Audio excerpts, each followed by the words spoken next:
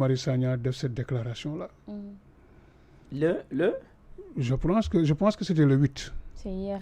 C'est hier. Non, c'était hier. Oui. Du démb la woon 8 wala tey. démb la woon 7. démb la woon 7. démb la woon 7. di nga bësi de. waaw démb la def déclaration bu ni mel. mu nekk une déclaration vraiment très maladroite. Déclaration boo xam ne ñun mënuñ ci gis lu dul yabaate d'abord. parce que yabaate weesuwul nit ki ay sénégalais jóg dem votel ko fal ko moom ci pal biñ ko pal mu jël ci li mu am mu jël ci nit ne ko nekkal ma sama premier ministre géral ma sama gouvernement nga bëgg ko méngale ak ki ko fa teg. wax dëgg yàlla. Nous sommes dans une république, nous ne sommes pas dans un royaume. Ou dans une... Nous ne sommes pas dans une colonie également aussi. Dans un secte. Il faut que Mom Guy Marius Sagna qu'il apprenne à se discipliner. Parce que vouloir plaire à son mentor ne doit pas lui obliger à raconter des sottises ou bien des bêtises. Parce que nos institutions, encore une fois, c'est des institutions qui ont été toujours véritablement très fortes. Gis na ci nag ay réaction yoo xam ne parce que yooyu daf may intéressé moo ñoo xam ne ci ñoom lañu bokk heureusement suñu jëlee ko mel ni Laba Faye le professeur Laba Laba ba xaw ma Faye de Moncap mu publier benn lettre ouverte di ci critiquer vraiment propos yi nga xamante ne nii Guy Marius Sagna yëkkati na ko. D'ailleurs du moom kese am na les du moom kese il y a Bougar Diouf de l'UPS également aussi mu dénoncer carrément ces dérives politiques là parce que Bougar men waaw parce que nee na c'est une dérive politique grave et une insulte à la souveraineté populaire affirmant que ce genre d'affirmation constitue une remise en cause de l'ordre républicain. C'est grave. Il a parfaitement et ça peut raison. même pousser les gens à aller déloger. Nous dem également aussi ba Madiambal Diagne également aussi def une sortie sur X expliquer carrément que là mu ngi interpeller directement le procureur de la République parce que pour lui les propos de Guy Marius Sagna constituent une offense au chef de l'État. Effectivement, c'est une offense au chef de l'État. Article 253 ou 54 254. 254 oui. Voilà. Donc mais en résumé pour me résumer un peu par rapport ak ñoom la nga xam ne wax nañ ko ñoom seen vive réaction yooyu parce que damay wax naan ne que effectivement gis nga polémique bi nga xam ne yëkkati na ko yëpp toole bi mu yëkkati yëpp man je pense que il devrait éviter ça parce que effectivement sénégalais yi actuellement du loolu moo leen li gën a ñor les gens ont beaucoup de problèmes comme ça les sénégalais souffrent un peu partout foo laal actuellement le secteur là c'est des problèmes. Mais les gens xam nga non j'en viens parce que propos yi pareeguma si parce que c'est une déclaration bu may wax ne encore une fois très dangereuse à l'endroit de la République parce que soxna Leila mu ngi wax benn affaire bu am solo c'est-à-dire ça remet en cause la légitimité même du président de la République. Bien sûr. Parce que tey mën na jël ay décisions comme on l'a vu fii gis nañ ko fi ba tey mu jël ay décisions yi impopulaires parce que ñu ngi wax naan Samba bi nga xam ne defoon nañ ko fi PCA jusqu'à présent ba léegi Samba xëyul kon donc ça quand même. Mais c'est la faute à qui? C'est-à-dire li Guy Marius Sagna wax il faut que nit ñi ubbeeku waxtaan xool effectivement lii muy wax ni ba ban degré la toll ci biir en tout cas gestion état bi te ñu ngi nekk di ko dund véritablement parce que Samba xëyagul benn femme jël nañ ko fi nommé ko fi la dame là bi ñu jëloon fële CNRA aw bokkar li non mais ci li ñu wax non waxuma mu jëlul fonction mais bi ñu ko jëlee j'ai vu que des DG national yoo xam dañ leen nommé par le président de la République par décret présidentiel ñu génn di fustiger le choix du président de la République. On a vu des Fadilou Keïta et autres. Des députés. Non, ay députés ay ministres sax de la République qui critiquent les choix du président de la République. Cela veut dire que tout simplement ñoom comme ni mu ko waxee nii mu wax na il se pose un problème de légitimité ak de légalité.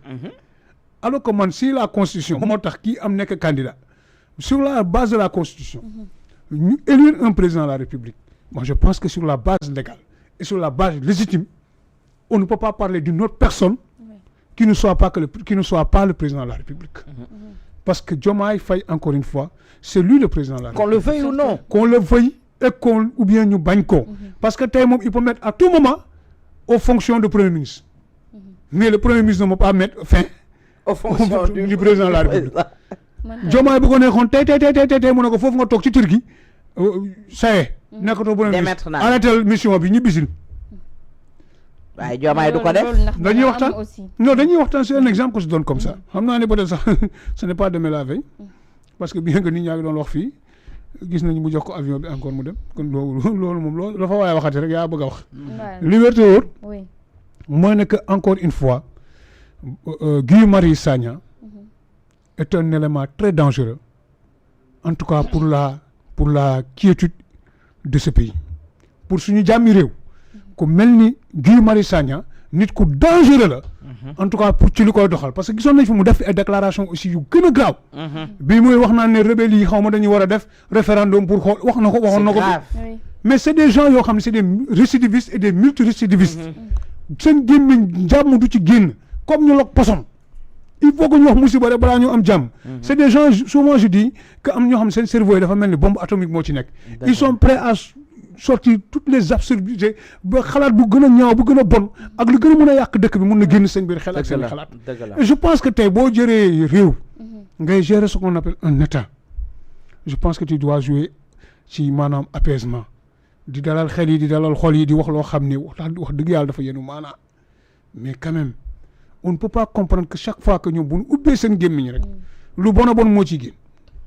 mënuñu génnee wax bu baax seen gémmiñ mënuñu génnee xalaat bu baax si seen bopp man je ne peux pas comprendre mais qu'est-ce qui est arrivé jusqu'à ce qu'on arrive à cet état de fait et que ñuy wax naan que y a un président légal et un président légitime qu'est-ce que cela veut dire mais propos yi wax naa la ko nee naa la war nañ ko non seulement war nañ ko toppee offense au chef de l'État mais non seulement waa ji c'est un gars très dangereux pour ce pays-là.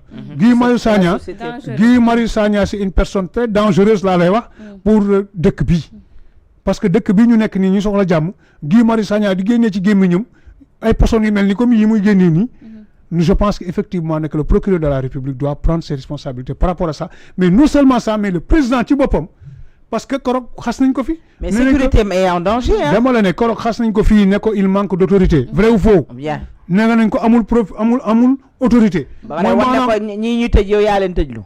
xam nga yooyu yëpp c'est des précédents très dangereux yoo xamante ne ñii ñu ngi koy bayal di ko bàyyi muy dox di dem te man je pense que encore une fois ñun en tant que opposants certes nous sommes des opposants waaw parce que au-delà de tout on peut critiquer beaucoup de choses mais am na loo xam ne ñun mënuñ cee jóg benn yoon mooy les principes yi nga xam moom mooy fondé suñu république mooy ne que pour ñun kenn waru ko salfaañi parce que su ma nangoo tey ñu salfaañi ko suba ñu yoraat réew mi nga bëgg ko organiser mais du mën a nekk. parce que pour man tey ñun ñëpp on doit quand même travailler pour que les institutions soient véritablement fortes. pour que ka nga xam ne mooy le président de la République ñu mun ko jox cër moom aussi mu xam cëram. mu doxee cëram. parce que mënuñu yow ñu bëgg laa jox cër bi nga moom. parce que Bougar je pense daf nañ tey maag moom benn échange ci benn publication bu mu def ci Facebook. ma ne ko yow ki ngay xeexal nii pour bu ko jox ak honorabilité bi nga ko bëgg a jox est-ce que moom nangu na loolu parce que mu gis nañ ko mu ngi doxal leneen. après mu am lu ma tontu ma tontuwaat ko lu mel noonu. waruñu ko rek daanaka wekk ci li nga xam ne nii moom mu ngi koy incarné moo di le président de la République du Sénégal même bu nekkee ne ñu bëri dañuy naan Diomaye dafa sedd du jël ay décisions. mais ndax jotul ñu respecter tamit ki nga xam ne nii moo di le président. xam nga loolu laa doon wax ni nee naa la tey affaiblir la nu mu tudd Diomaye Faye mooy li ci jiitu d'abord ci li ñu gis tey mooy maanaam di mettre encore à rude épreuve sa légitimité. affront la de. mooy nga wax président est-ce que am na légitimité wala am na légalité. non amul est-ce que. nga naan kii dafa légal wala que moom il a affirmé que Diomaye n'est pas légitime. qu'est-ce que cela veut dire. mais nee naa la loolu yabaate ak indiscipline dara gënu ko garaw surtout yow nga nekk un législateur yow yaa ngi nekk assemblée nationale nekk un député ñu lay woowee honorable député. mais dérive yooyu yàgg na ci ah. honorable député c'est dans ses habitudes. est-ce que moom bëggeel bi mu bëgg Ousmane Sonko jaral na ko. bëgguñu ko non dama lay expliquer. dama ne mbëggeel bi nga xam ne Guy Marius Sagna bëgg na ko Ousmane Sonko est-ce que moom loolu jaral na ko Sénégal yàqu. ak personnalité wala président de la République deram yàqu wala soit honorabilité bi mu war a am wàcc est-ce que loolu moom jaral na war na ko jaral. parce que ñun ñëpp jàppoon nañ ne Ousmane Guy Marius Sagna il se battait pour des principes. mais ce qu'on constate aujourd'hui ndeysaan il se bat pour un homme moom moo tax man leen les soldats de Sweet Beauté noonu laa leen tuddee léegi les combattants de Sweet Beauté parce que ces gens-là ne se sont jamais battus encore une fois pour le pays man de mosuma gis xeex boo xam ni ñoom xeex nañ ko pour réew mi ñoom waa Pastef yëpp dans leur ensemble ñoom man moo tax léegi man dama leen di woowee les combattants wala les héros de Sweet Beauté léegi parce que seen xeex yëpp mu ngi tàmbalee ci Sweet Beauté foofu la tàmbalee ba fi mu agsi fii tey c'est des gens yoo xamante ne véritablement ils sont aigris ils sont animés que de mauvaise foi parce que Guy Marius Sagna lii mu yëkkati kàddu yi mu yëkkati nii man je sais que 1000 fois bu fekkoon c'était le contraire du ko yëkkati jëmale ko ci Diomaye Faye may ko Diomaye Faye il n'aurait pas fait si c'était le sens contraire bëgguñu Ousmane Sonko te Ousmane Sonko la gën a xam ne ñoom bëgguñu ko seen intérêt personnel la ñu bëgguñu Sénégal bu Sénégal tàkkoon seen yoon du ci nekk parce que taaloon nañ ko fii 80 morts yooyu muy wax na ko gëstu ci ñoom na dem seeti ji ki nañ génn leen na leen jara seen bakkan sëy ni boo bëggee nit ki booy ànd ak moom da nga koy wax dëgg da nga koy yedd da nga koy